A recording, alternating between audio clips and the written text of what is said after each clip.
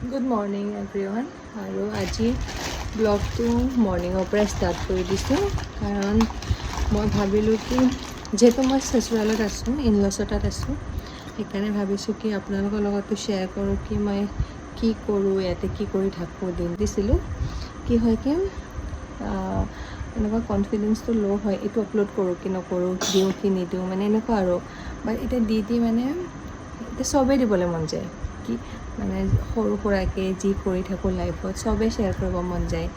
তো সেইকাৰণে হৈছে আজি দিনটো মানে মই কি কৰোঁ ইয়াতে, কেনেকুৱা ধৰণৰ মানে দিনভৰ আমি থাকোঁ, কেনেকৈ থাকোঁ, কি কৰোঁ। আৰু ইফালে আজি চাগে আমাৰ আলহীও আহিব। আলহী মানে গাঁৱৰে, ইহঁতৰ মানে মোৰ হাজবেণ্ডটো ৰিলেটিভ হয় আৰু।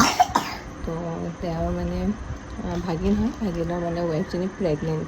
তো সিহঁতকো ভাত খাবলৈ মাতিছে, ঘৰৰে নিচিনা, এনেকুৱা আলহী নহয়। ব্ৰেকফাষ্ট দোচা আৰু বাদামৰ চাটনি মোৰ চিষ্টাৰ ইন লয়ে বনাইছে।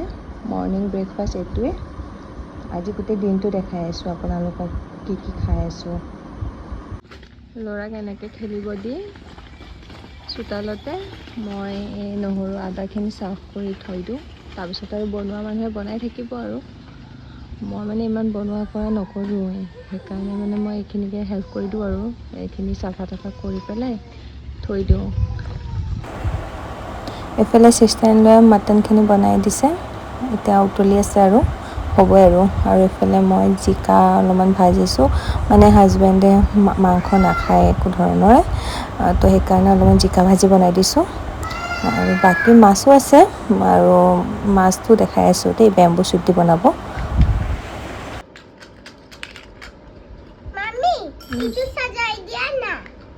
কোনটো? অ'কে।